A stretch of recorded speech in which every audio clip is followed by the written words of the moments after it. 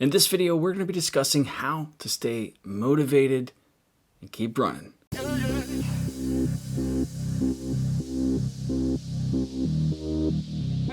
So the first thing you're really going to have to find is that internal fire. You're going to have to find that love for running. You're going to have to find a way to make it enjoyable.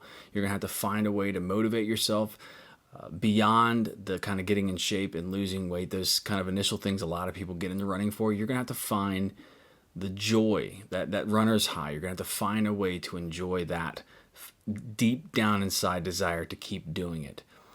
Those of us who have found that, it's a second nature now. I will never not enjoy running. I enjoy every process of running.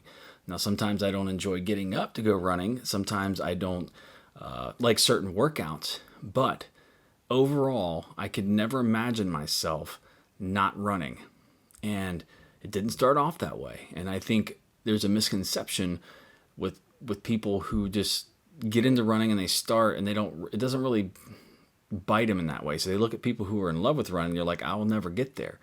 I guarantee you most people who started, especially people who started from a point in time where they were overweight or out of shape, it's not something you enjoy at the very beginning. You kind of grow to love running and what the benefits are that you gain. That's what you eventually start to fall in love with. And eventually you start to actually enjoy running. Once you're in shape and you start to think about other things than the pain and the things you're going through when you first start off. But like running trails, like I love running trails. Every workout that I get to go out on the trails and run is one I enjoy. There's never a time I don't enjoy running on the trails, and that's just intrinsically inside of me, and I'm glad that that's there. It makes it very, very easy to go out and do that. And recently I just ran a 40 miler out in the woods, and I just ran a solo 31 miler at 50K completely solo. It was extremely enjoyable. I loved every minute of being out there, except when there was some pain.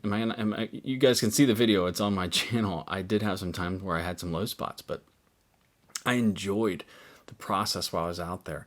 I didn't enjoy not getting the time that I wanted. Another part of this is finding a way to challenge yourself.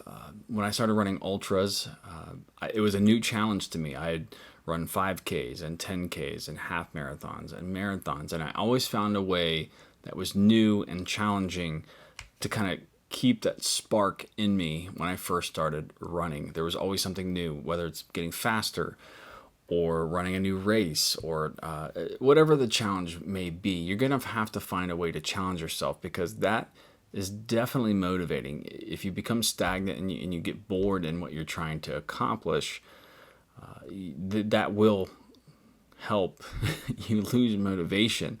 So you can do things like on your routine runs, switching those up, switching up the types of workouts you do on those runs, running those runs in reverse, those loops that you may have. You have to find ways to challenge yourself. And I know I do this quite often when I'm out on a run. Strava does a great job with segments, but before that existed, I used to time myself with certain segments on the trail runs or street runs, or I would know times just generally when I get to certain corners and certain neighborhoods and things like that. And I would always find a way to kind of occupy myself while I was out on runs. But more specifically, not just motivating on certain runs, but motivating with running in general. Racing is one way to really help you stay motivated by signing up for a race and setting a goal for yourself. Or the goal could just be to run certain races. Some races are very cool to go run and just experience, and that alone could be the motivation, putting a little skin in the game, putting some money down and paying for a race. It's even more risky now in the days of COVID. Things can get canceled, but make sure you're challenging yourself. That is definitely going to be something that makes you not only stay motivated to meet those challenges, but derive the joy, distill that joy out of achieving those goals. Next, you're going to want to probably find what you love about running.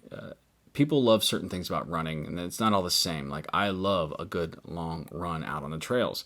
Not everyone's going to like that. Some people like a really hard, fast 5K or 10K, or they like going to the track and do repeats. I don't know what kind of psychopath would like that. But all jokes aside, you have to find the joy from running for you. If it's a social thing, and again, there's no wrong answer here. If you love running with other people and the social aspect of running, that's awesome. I mean, that is really, really awesome. And I've enjoyed that here recently myself, running with my daughter. You have to find the joy that you're going to have to, again, each and every day pull out of you, out of the activity, to kind of anchor you into that consistent behavior of running. Because if you don't, it's very easy to fall out of it. And I know that myself. I routinely let life take over and stop running.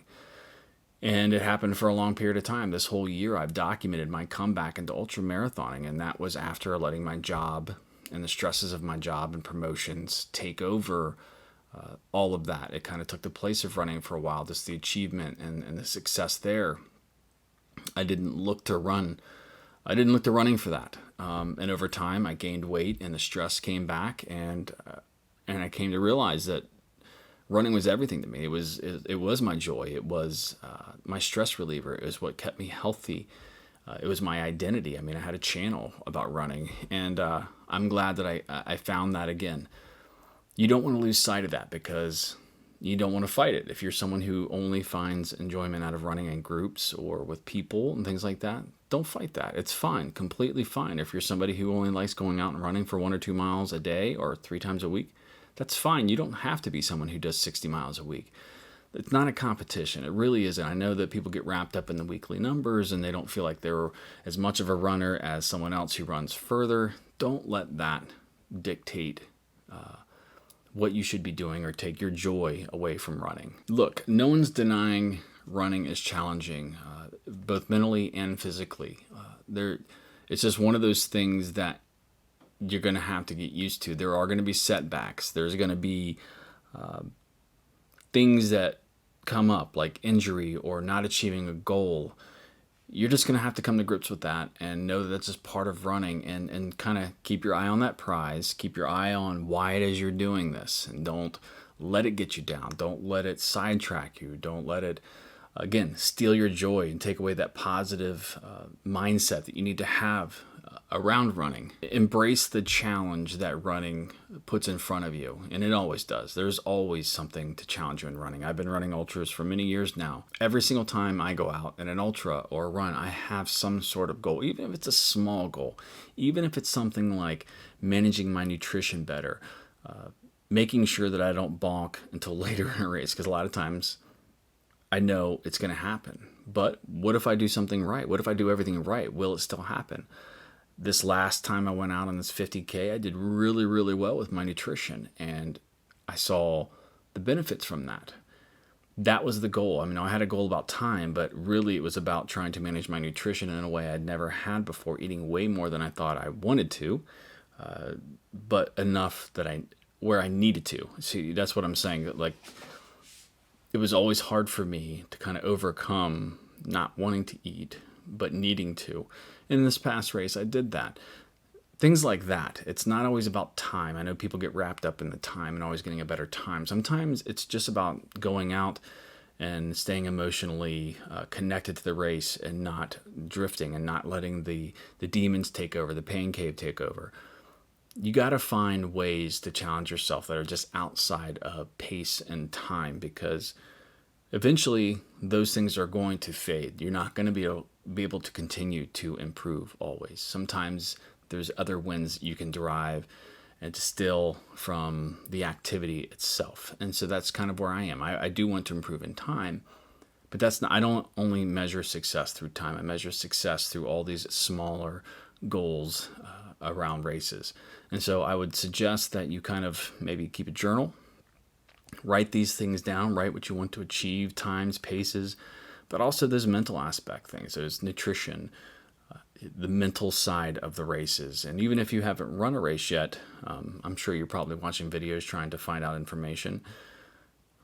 Write down what you've heard people say that you should expect, and kind of internalize that and recognize that when you're out on the race, and know that, okay, I'm recognizing I'm in the pain cave. I know my body's telling me I'm dying, and I'm going to have to fight through it.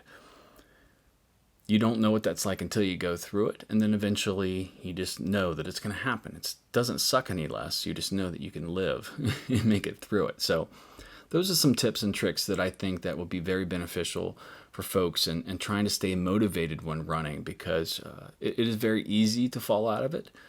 But if you cling on to the right things when you're running, it makes it very easy to stay motivated and to stay consistent and really not give up on the thing that I know you all love. And that's why you're out watching these videos. So I appreciate all the support of all of you watching these videos. And if you want to kind of see my battle back this past year and kind of where I started back in January and where I am now, you can go ahead and click that playlist right there and go and check that out. And I will see you in the next video. Thanks for watching.